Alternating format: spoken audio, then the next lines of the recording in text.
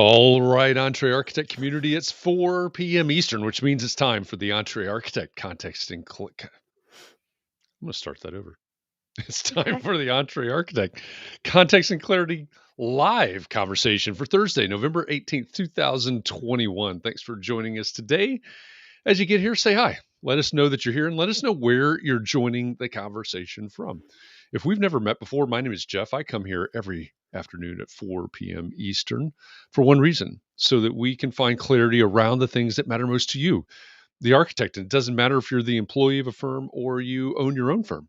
Maybe you've circled a date on the calendar and you now have a month and a week to start your own thing in 2021. Or maybe you have had your own firm for a year or 10 years or 27 years. You're starting to rethink or reimagine what that firm could or maybe even should be.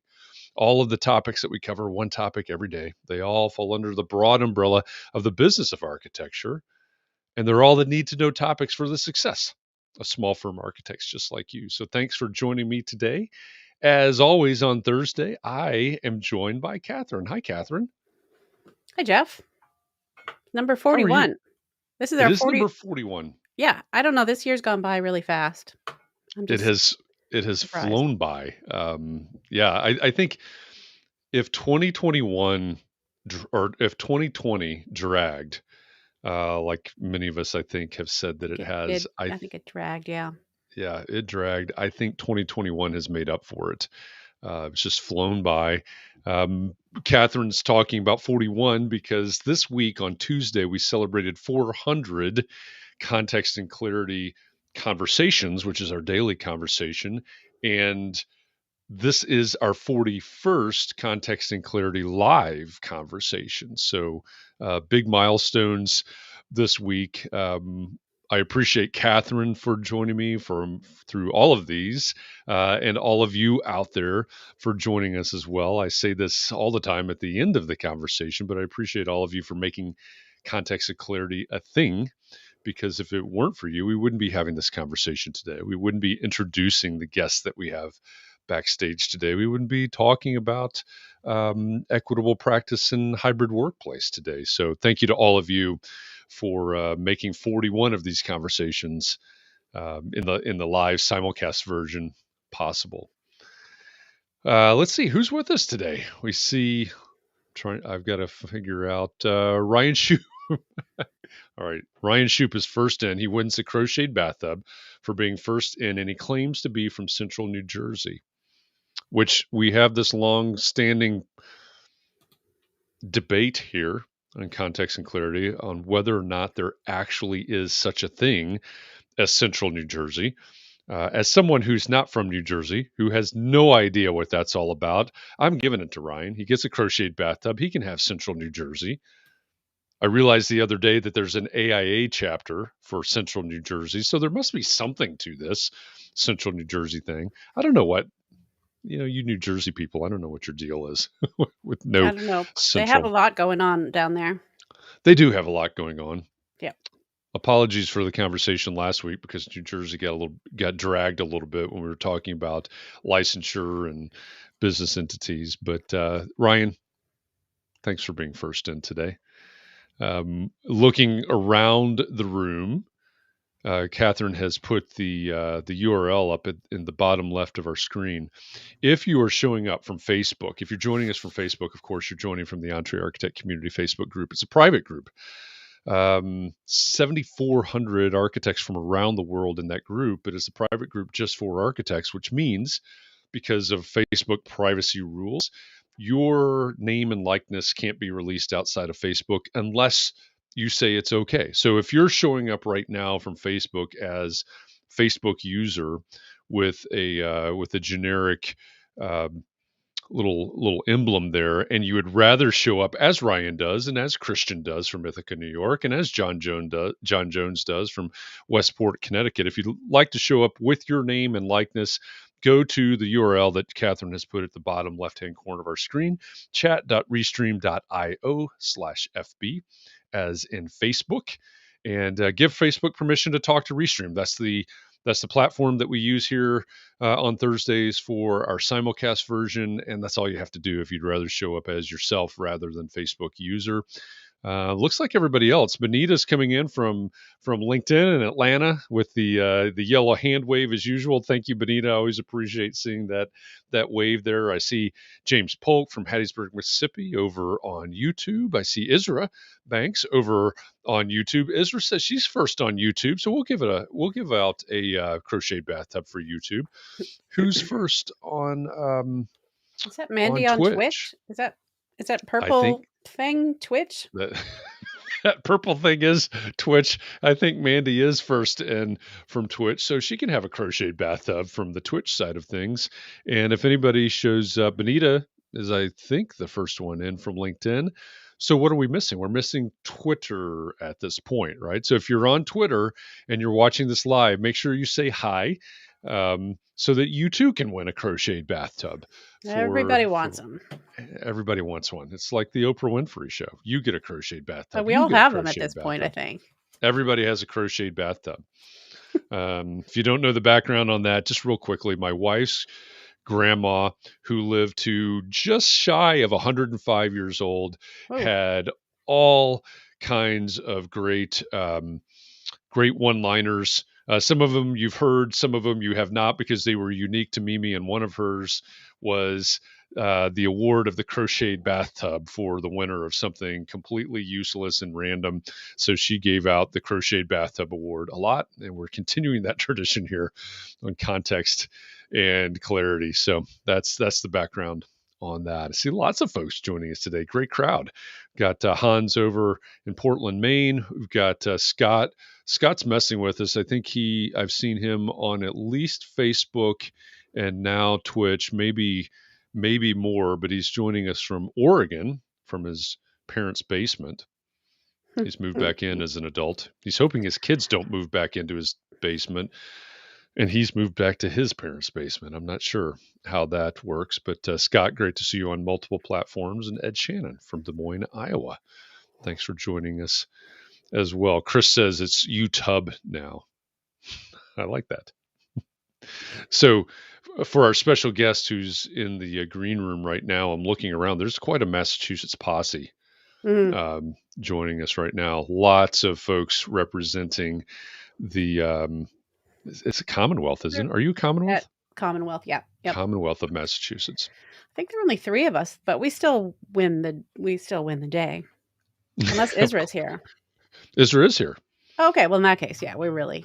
Yeah. You've taken the day. You've already taken the day at this point. So, all right, good. So congratulations to thank you. All of you Minute people. Glad you're all joining us today. People. That was very modern of you. Historically modern. Minute people. Yeah. How's that? Okay.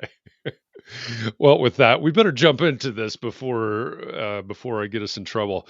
Again, thank you to all of you for joining us today. I'm really looking forward to it. I've said this for several weeks now. I've been looking forward to this conversation for a while, because I'm really curious to learn what our guest thinks the future of this topic has to do with the future of architecture practice here. So with that, let me introduce our guest. Our guest today is an entrepreneur and an architect. She advocates for equitable practice and women's leadership throughout the design and construction industry. She's a founding co-chair of the Massachusetts Building Congress Women's Network, the founding president of Boston Professional Women in Construction, and the current secretary of the board for the Boston Society of Architecture, which, for those of you outside of Massachusetts, that is the Boston chapter of AIA. She is a co-founder and the president and CEO of Saam Architecture in Boston, Massachusetts. Diana Nicklaus, welcome to Context and Clarity Live. Thanks, Jeff. It's great to be here. It's great to have you here. Like I said, I've been looking forward to this conversation for a while because as we've had these 400 conversations, 401 or 2 or whatever we're up to right now, a lot of our conversations, of course, this all started during COVID. For those of you who aren't aware, we started Context and Clarity April 6th of 2020 as a response to things shutting down and people leaving their offices and working from home and maybe trying to set up some sort of hybrid situation. And so we've had a lot of people in our audience who have started their own thing in the last 18, 19 months, 20 months maybe. Others that will still start their own thing for whatever reason. We talked about the great resignation yesterday, actually. And I've been looking forward to this because you and your partner founded Saam Architecture 7 years ago as a hybrid practice, basically 6 years before everybody else is practicing as a hybrid practice is now. So I think really the most appropriate question to start with is, you're 6 years ahead of the curve. Why did you start Saam as a hybrid practice 7 years ago? Great question. So Saam has a number of people who had worked together before at Burt Hill. So my partner included. And he, when we were at Burt Hill in the Boston office, had really encouraged people to have a laptop and not a desktop, to have a VPN connection, and, have the ability to work from home. People didn't do it much. I think the business case at that point was more like, if people have the ability to work from home, you're going to get more out of them. Although that wasn't really like the culture, but I think that's, as part of a larger firm, that had to be sort of justified. So anyway, I start with that because I give a lot of credit to my partner, because he was the managing principal of that studio. And so when I joined that studio, I had 2 tiny kids and had just moved to Massachusetts, and I wasn't even sure where I was going to live. And he said, you know what? It's fine to live far away. You'll get a seat on the train. You can have a laptop. You can work on the train if you want to. You do it, And I was like, makes sense. Okay. So fast forward, Burt Hill gets acquired. We decide we're going to leave and start our own firm. So at that point, we decided we really kind of wanted to push the envelope on lots of aspects of sort of traditional HR. So the idea of creating an equitable culture is, people weren't using the word equity at that point, really, even. But that's very much what the intent was. We always have described it as giving everybody a level playing field, regardless of the responsibilities that they have outside of the office. So, parents always come to mind, but it's people that, they may be caring for their own parents. They may have a health issue. They may want to go to pottery class, whatever. We want people to have that balance. And so the way that we set up the firm from day one was, again, everyone had a laptop. And we got the VPN, like 2 or 3 months in. I think we started on Dropbox. So everyone could work remotely, no problem. We wanted everyone to have unlimited vacation. And that works well with flexibility because we have what we call radical flexibility. And the idea behind that, and I used to explain this, and people would kind of be like, okay, but I think now having, with a lot of people that have started to have a more flexible schedule, they're looking at things a little more specifically when we use that term. So at Saam, that means that you can work 7 days a week, any days that you want to work. And as long as you are getting your work done and communicating with your team, and the client is happy, then you can make your schedule your own. We do, of course, have some exceptions to that. We have a meeting on Monday morning that used to be in person generally. I think we were using GoToMeeting audio if people were remote years ago. And so the Monday meeting was a chance to go over all the staffing, talk about all the projects, talk about what's going on with marketing. And then we would have lunch and learns that day. And, so Monday was kind of an important day. But again, we didn't start until, 10 o'clock. And we still have that meeting. And so at the moment, I would say it's about 50% in the office and 50% out of the office. So back to the exceptions. Monday meetings. And then we also, because we're trying to allow people to grow their careers, the way that we describe flexibility is also that it works both ways, which is to say, if you usually take off Tuesday afternoons because you want to go take classes on, crocheting bathtubs or whatever, that's great. It's creative. It's, that's good for your mental health, all that stuff. But, if you're interested in project management and we're offering you the chance to go run a meeting with, the client that you're working for, we're kind of hoping that you're going to take that option. We want you to, like I said, advance your career. We want people to have opportunities. And sometimes we need you to be there. And people have a very good understanding of that. So the unlimited vacation works well with that, because if you, let's say, if you work 38 hours one week and you just have a lot going on, you can have a couple of hours of PTO. And then the next week you might work 45 hours and that's all fine. So we don't do a lot of checking of vacation tracking. People always ask that. We kind of studied it at one point, but it works well. And we have people from all over the world who have worked. We have somebody that works in Spain every August. We have somebody who's in the Middle East frequently. And we've actually just made our first hire who will be 100% remote, lives in Fargo, North Dakota. So testing the waters there. That was a long answer to your first question. No, but it's a good answer though. I mean, you've touched on some of the other questions, but I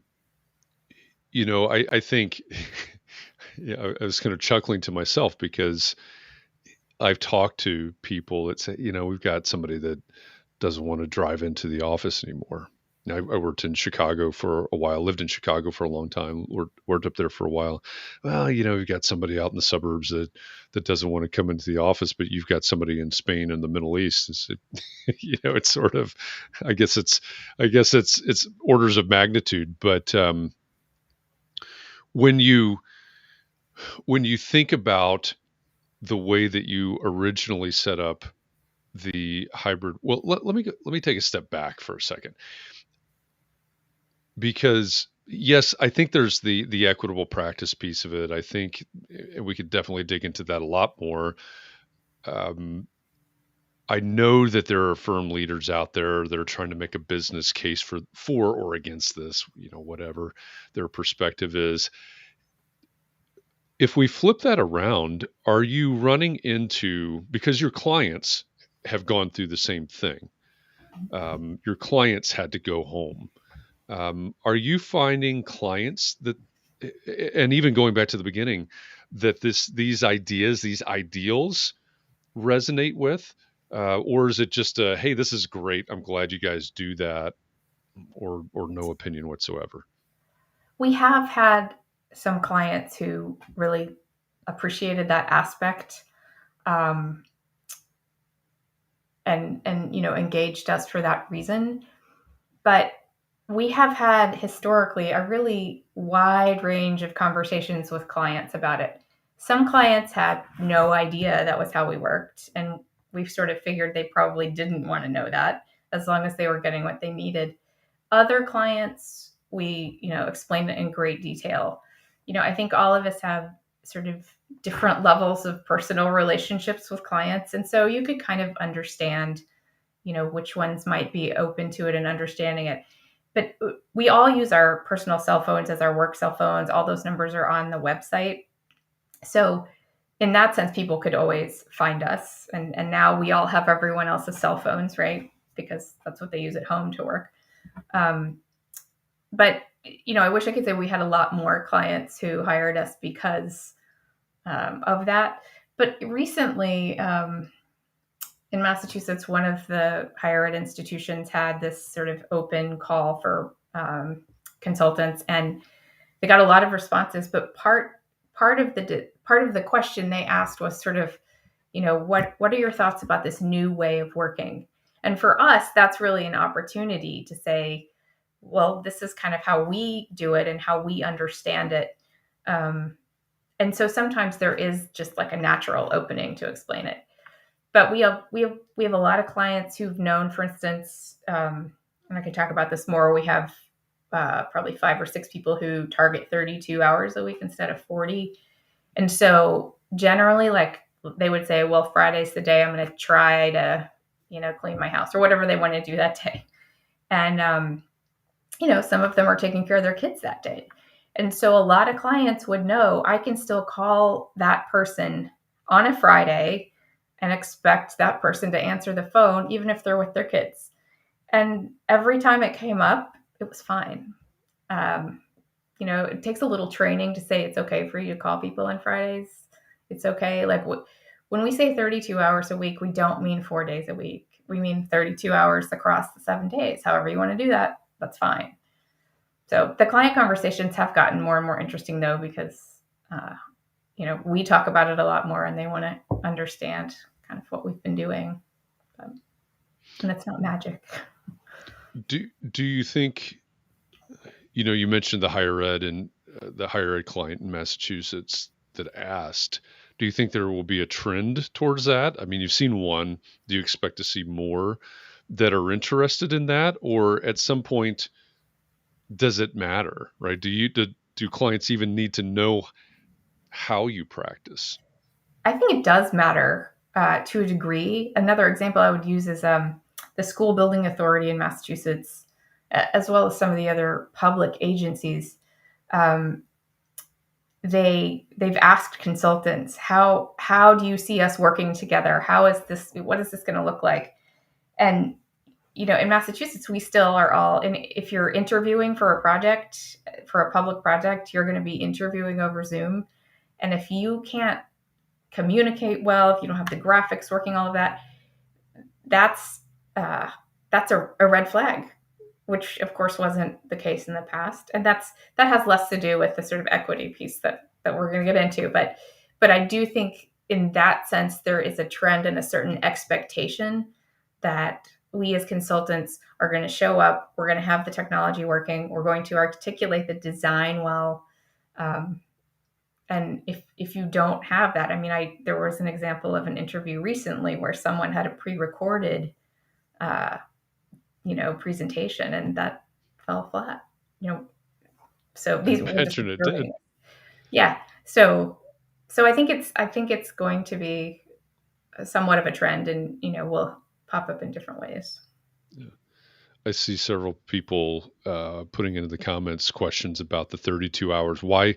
What's the magic of 32 versus 40, and how does that work? Right. So we have people that have, some responsibilities outside of the office, and they feel like they would like to target 32 hours. So the way that works, and we still do timesheets like the rest of the world. And if they're targeting 32 hours, we pay them overtime up to 40 hours to what their salary would be. So they understand that if they need to stretch a little bit, they have that option, and they'll be compensated for it. But in most cases, it's been a mother with young children, people that come back from maternity leave. We allow people to kind of ramp up their hours however they want to when they come back from maternity leave. But a lot of them will do that and then kind of get to 32, and that's where they hope to be. But we have a lot of those people who, at times we say to them, listen, we're kind of understaffed. Can you bump up to 40? And they say yes. So to go back to that flexibility works both ways. You need to have backup if you are called to the task. And so that's an example where people typically would have some backup or way to address, whatever responsibilities they were hoping to address that day. So when you say backup, does that mean, hey, I normally pick up my daughter from school, and my backup is my mother-in-law or my wife or something? Is that my backup, or are you thinking about that in a different context? Yeah, I mean, that's certainly an example. It can be whatever it needs to be. I mean, we have someone else in our office who, when she started, she would not be available Fridays, or she was hoping not to work Fridays because she would go to ride horses, and she actually had some responsibilities at the barn, and she didn't have great cell reception. So, that was kind of a different situation, and she worked more on the marketing, which was more, of a solo activity, and it was fine. Everyone knew that's where she was on Fridays. So in that case, if she had a deadline, she wouldn't go to the barn. She would work Friday. But backup could be an extra babysitter. It could be, somebody else that's going to take your parents to the doctor. It could be anything. Got it. And while we do talk about people's personal situations more than most offices, I think we also don't push either. As long as you have the backup, we don't have to know what it looks like, right? And Sure. again, the whole idea is that we want you to have that backup so that you can engage in what we view as an opportunity for you or something that the client needs. So you said 7 years ago when you founded SAM, or when you co-founded SAM, saam, that we didn't really talk about equitable practice. So why do you think we talk about it now? Why do we need to talk about equitable practice now? I mean, you're basically, you've built this entire business around the idea. So what's been the tipping point, and where's it heading, I guess? I'm not sure I can put my finger on exactly what the tipping point is. I think there is pretty broad agreement that traditional architectural culture, the sort of atelier, is not something that provided equal opportunity for everyone for many reasons, right? So I think, it's been great to see that discussion. I think that even the AIA was looking at this several years ago, so it's not like we were way out there, right? But I think, there have been a lot of events during COVID. I think one thing that COVID has done actually is that it's sort of shown people very directly how things can be more equitable. For instance, we can bring all of our team members to a client meeting if we want to. And so the younger people get a different level of learning, a different understanding of the project, the client, the major issues. That never happened. I remember being just out of school. I was in a big high profile firm and I was like, do I ever get to go to a meeting? And I just meant like with a consultant. And it was like, well, no, you're going to sit here and draw, right? That's not what we wanted. But the other thing that we realized, and I think people are still getting there on this, is that a lot of people leave this profession because they can't balance their responsibilities outside of work in the way that they want to. And that's not good. There's a lot of talent out there. We have a couple of people in our office who've told us, I would have left the profession if I had not found you. And so what's happening now, and we can talk a little bit more about the future, but all of the firms out there are kind of trying to figure out what they're going to do and what it's going to look like for them. And it's clear that, some of those firms are going to have what I view as a more equitable approach, and some of them really are not getting it. So I think it's going to be fascinating to watch. I agree. I still hear, and it surprises me every time I hear it. I don't know why it does, but I still hear, oh, I can't wait to get back to normal, quote unquote, which is obviously butts in seats and I can see everybody and look over their shoulders, and it doesn't have to be completely negative connotation, but some firms, as they have been allowed, I think have rushed back to everybody back in the office. Do you think the way that you practice at saam, is this the future of architecture practice? I'm not going to say the way that we practice is, Okay. for a number of reasons. So I do think it's a little bit easier for smaller firms. Trust and communication are critical, right? And in a larger firm, the dynamics of larger firms are complex. We know that, right? And there are people in a lot of large firms, well, and small firms too, really, that are expecting to have butts in seats, as you said. I think that just in what I've been observing and talking to architects, I've talked to a lot of architects in Boston about, what their future is going to look like. And there are those that are doing, closer to what we do.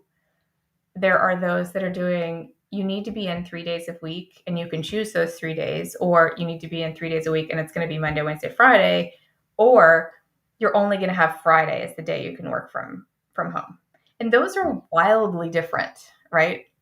And so it's also fascinating to watch as the job market is very hot here, very hot.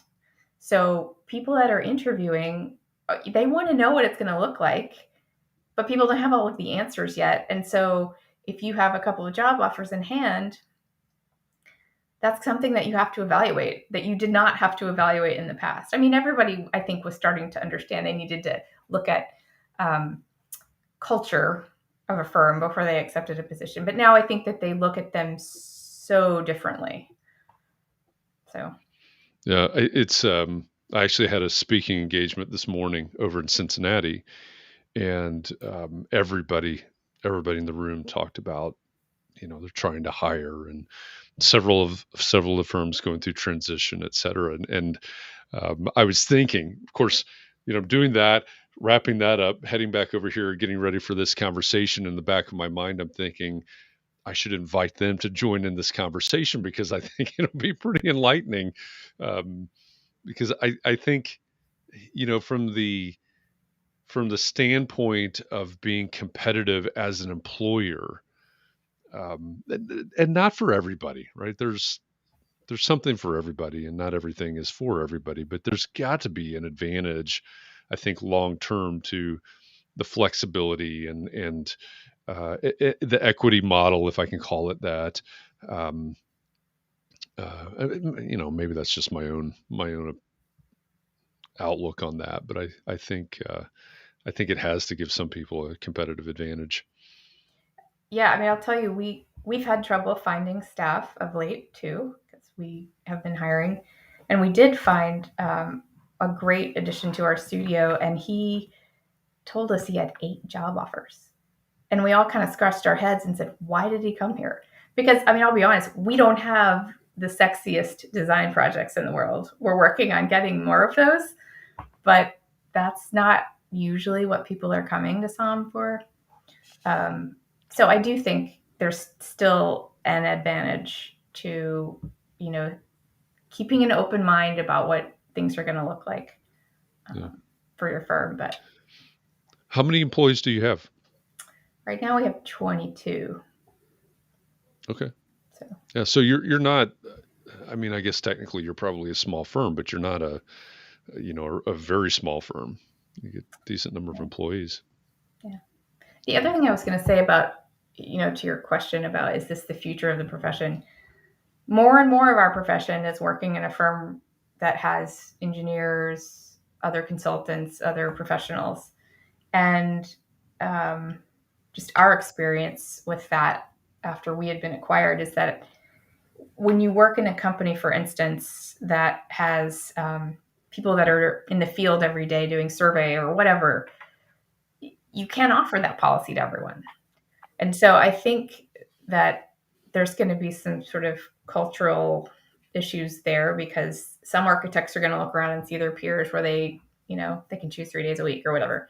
And then companies like that are really going to be kind of stuck, because they can't offer it to everyone. So how do you break that down?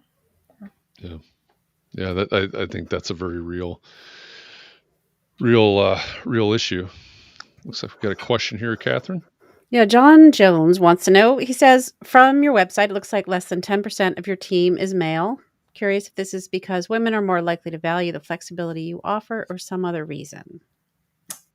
Totally fair question, John. It's not intentional, but we hired women who brought more women. That's all I can tell you. The new hire I just mentioned is male, which we're excited about. I sort of joke that, well, I don't really joke.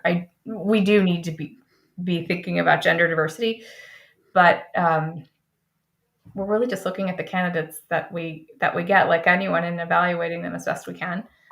We've just been fortunate to have a lot of women. Yes, are a lot of them mothers? Absolutely. but not, not even 75% maybe. So that's a piece of it for sure. Are your employees, or all of your employees, or are they 1099 consultants? They're all employees? We tend not to do that because, I mean, there's value in having someone who is going to be with you. You build resumes together. It's just for us, the longer term business sort of strategy is that we want to hire people that want to stay with us and grow with us, and so we don't 1099.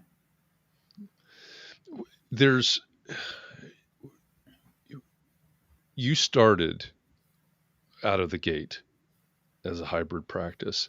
Of course, if you take, and I said this the other day, I was sitting with a friend of mine, probably the first or second week of March, of 2020, in a coffee shop. He and I used to have coffee at least once a month. He's an IT professional for the AEC community, and we were just talking about the fact that this stuff's in the news. We're starting to learn a little bit about what's going on. And he said, you know what, in 2 weeks, this won't even exist. And he was exactly right. By then, coffee shop was shut down and you couldn't do that anymore. And then we started talking about architecture firms, his clients, and I know his clients. Some of them are my clients.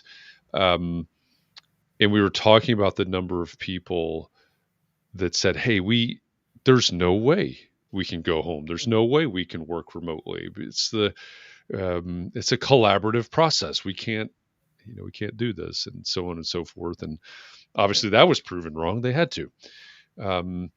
So there's a difference between the way that you started and the way that these firms had to adapt, I suppose. And I guess this is speculation on your part, although it's educated guess. What do you suppose is the biggest hurdle for someone that wants to transition into, for the future, a hybrid firm versus starting new as a hybrid firm? I think trust is actually the biggest hurdle in a lot of cases. Not always, but that's such a fundamental piece of it. And without that, you're not going to get there. So, do you have any trouble collaborating? So this is a question that I've gotten for years, and my answer has kind of evolved actually. So, we feel like we collaborate well remotely, but as the pandemic hit, we had one of the largest projects that we'd had in a while. That's a ground up building. And it was a little bit harder than we were planning. I think we did miss the sort of ability to come in and sit down and talk about a project together like everyone. But we already had enough sort of practice that it wasn't like a huge leap.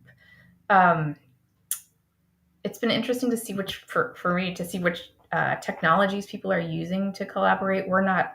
We haven't really gotten into Moreau or any of the things that people are really enjoying using, I think. Not for any specific reason, but we do a lot with the basic Bluebeam, PowerPoint, InDesign. My partner loves to build models, so he builds models. Physical models? Physical models. He has not, like during the pandemic, he just still went to the office every day. So, and he's been alone a lot, but our design collaboration, it really varies from project to project and who's working on the team.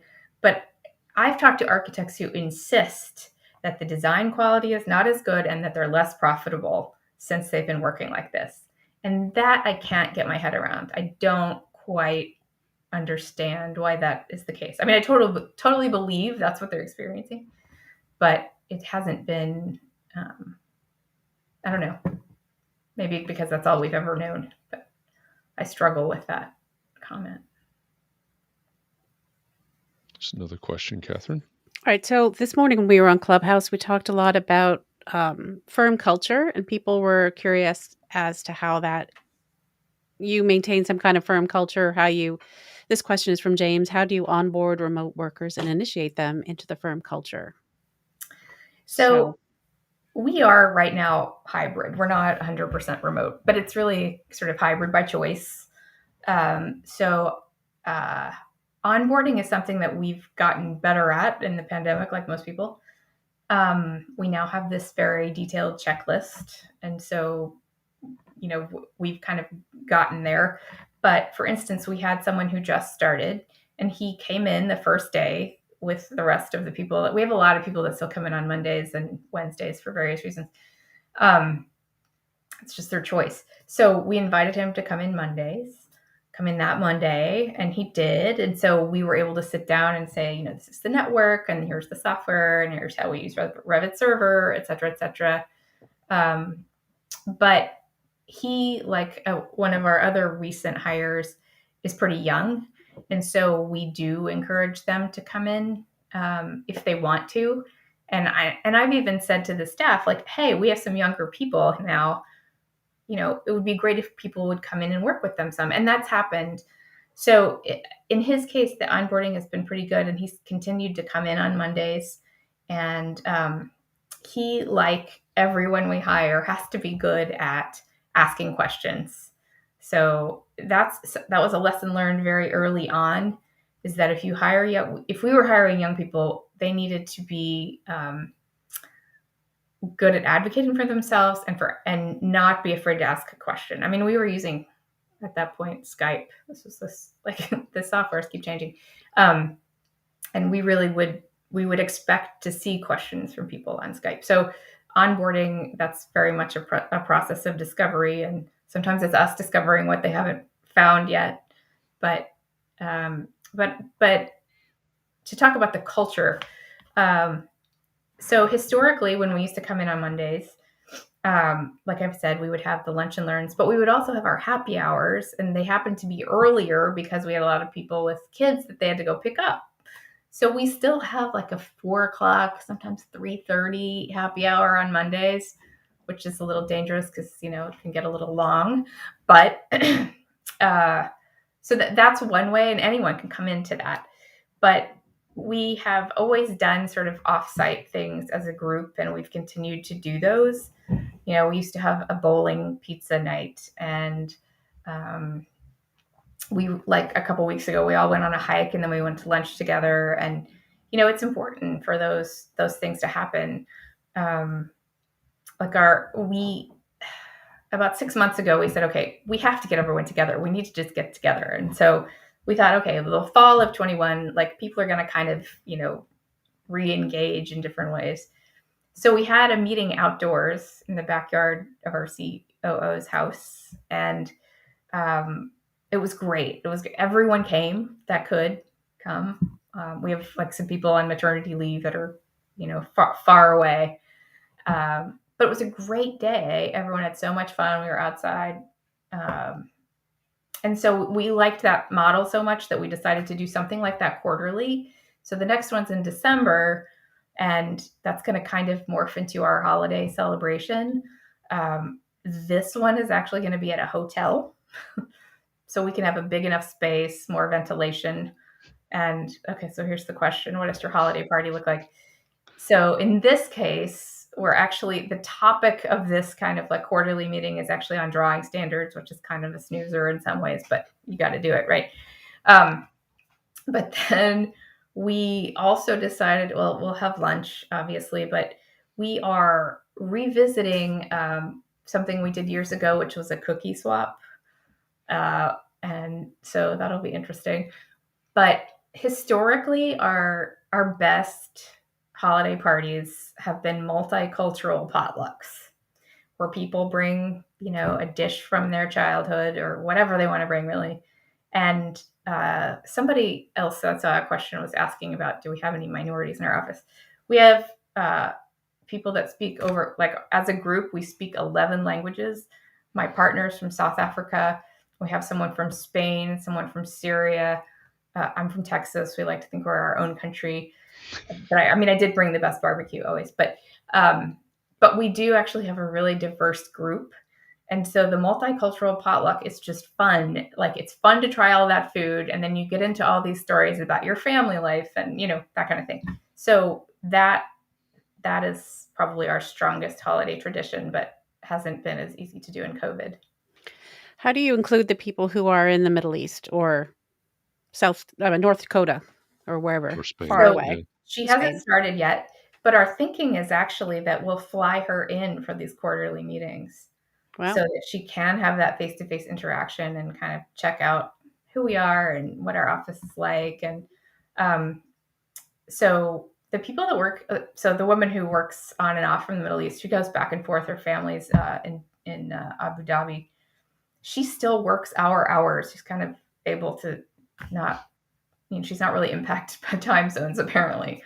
So half the time we don't even know where she is. I think last week she was in Colombia. She travels a lot. And it's fine. But we don't incorporate those people because they're gone temporarily, right? But generally, those people always come to the Monday call if they can and kind of stay up on the news of the office. That's really amazing. Do you see a generational difference between people or among people that are interested or not interested in your model? Not in our office, but absolutely outside of our office. Yeah. Very clear. So outside of your office, what's the difference that you see?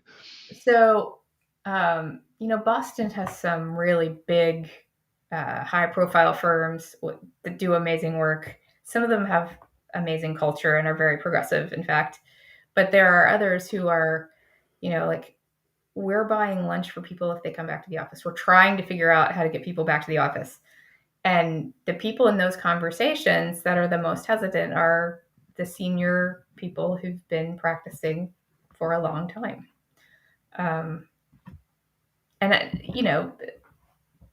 There's not really any way around it. I feel like people that are 10 years younger are definitely more open to it. So. What's the average age of your staff? Do you know? I think it's probably around early 30s average. Yeah, we like I mentioned earlier yesterday for our context and clarity conversation, what was our topic? It was in light of the Great Recession or Great Resignation. How do you see that affecting the future of the architecture workplace or something like that? And I think that probably one thing that we agreed on was that a lot of the resignation and a lot of the people starting their own firms and things over the last 18, 19 months, something like that, falls fairly tightly within a certain age demographic and probably revolving around kids. Now, there are definitely some exceptions that we found. Hey, it's I wasn't being promoted. Those other types of reasons. So that was one of the things I was curious about, is if there's a sweet spot because of the flexibility that's built into your culture in a certain age range. But I have to imagine that younger generations it would seem that they would stereotypically embrace this type of culture.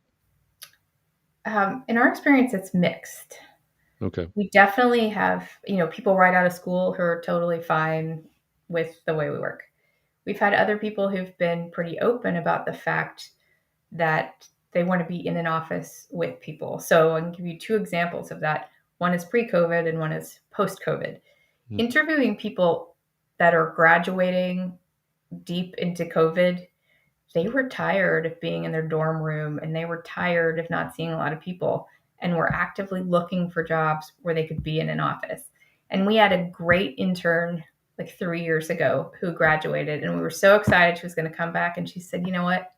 I want to be in an office with people. I'm like, okay, great. That's fine. Likewise, 5 years ago, probably, we had a great employee. She was really sharp right out of school. She worked with us for a year. And then she had this really honest conversation with us that was amazing. She said, I really like it here. I want to do more ground up design, but also I want an ARE study group and I want people to go out with on Friday nights. And we said, hey, we totally get it. We get that we don't offer you all of that. So we're going to set up interviews at firms where we think you'll be happy and that you can grow your career. And we did, and she got a great job and she's happy and we stay in touch. So it's mixed. Yeah, that is great. I know you've talked before about, you said you have about 22 employees right now, and these things fluctuate, obviously, and you've talked before about growing saam, not to 1,000 people, but larger than you are now. If you look down the road 5 years from now, and you're presumably larger than you are now, how do things have to change, or do things have to change within the firm to allow you to grow larger than you are today? I don't think things have to change. What I see is that we have a lot of people that are around the sort of 8 to 12 year mark that are going to be people who could lead this firm, which is exciting, if we can convince them to stay. And those are people who fully understand the value of the way that we work, and that if they're staying with us, they've definitely embraced the model. And so I would hope they would evolve it in ways that are helpful and progressive if they see that opportunity. I think the other thing that's going to happen, though, is that the technology is going to continue to evolve in ways that will impact everyone's practice. I mean, augmented reality and virtual reality, those things have the ability to bring us together more, but also to keep us apart more, depending on how they're used and what they look like. So I'm excited to see what that's going to be. But yeah, I probably won't be practicing in 15 years. I don't know. Fair enough. Like I said, and I know we're getting close to the top of the hour, so I think we'll wrap it up with this question, because we do have a lot of people, like I said, in this community that have recently started their own, and some that will start their own soon. So for those people specifically that want to start their own firm, may be interested in developing an equitable practice, maybe looking at a hybrid workplace in the future, are there one or two or a handful of keys that they need to be paying attention to and planning for as they get ready to launch their own firm? Yep. Well, I mentioned staff that communicate well and that you trust. Invest in the best remote work technology that you can. That's getting a little bit easier with cloud servers and that sort of thing, so it's not as complex anymore. I think those are my two big pieces of advice in what to do in starting.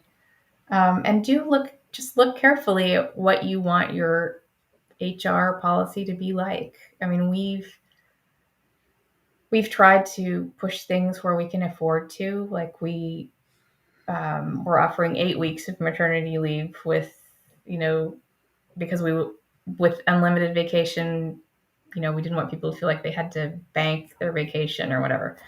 Now Massachusetts has this other benefit. So, think about what you might offer that's unique, that will attract good staff. Yeah, I like that. It's, as you've described what you do and how you do it, and the people that have accepted it and not, and obviously,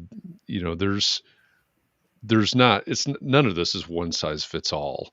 But I really I'm really encouraged by what you've been doing and the way it's been accepted. And I know you get a lot of questions. I know you get a lot of people outside of saam wanting to know how, you're in a way, you're sort of a unicorn. What do you mean you've been doing this for 7 years?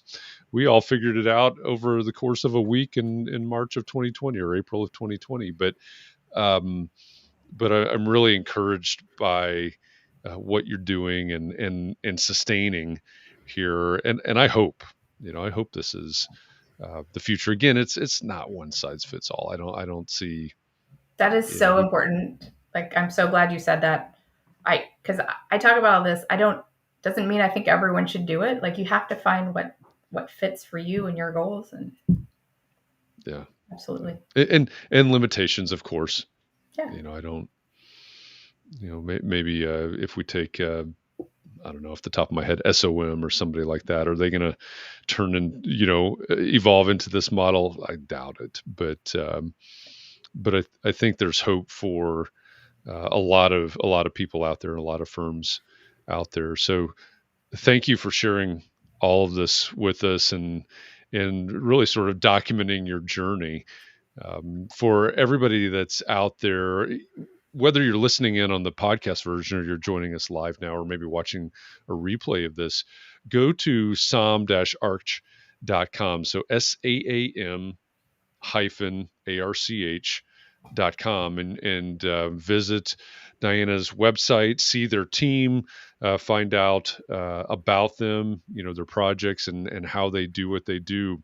There's a lot to learn there. So if you're interested in equitable practice and in hybrid workplaces, that's a really good place to go to get a great example of a firm that didn't just figure it out in March or April of 2020. They've been working at this for 7 years now. And by the way, congratulations on 7 years. That in itself is a great accomplishment. Go ahead. Thanks. Sorry. We have a newer website, and our old one, we used to have our employee handbook on the website, and we are going to get that back on the new website. So some people like to see that. So if you're writing your own policy, you can take a look. Okay, there you go. So look for that in the future. Learn from the HR policies as well. Diana, I really appreciate you joining us. Appreciate everything you shared today. Thanks for having me. It's fun. Absolutely. And everybody that's out there in our audience, whether you're live now, virtually speaking, from where would you be? Facebook or Twitch or Twitter or LinkedIn or YouTube. Thank you for joining us. Those that are listening to us in the podcast version, thanks for listening.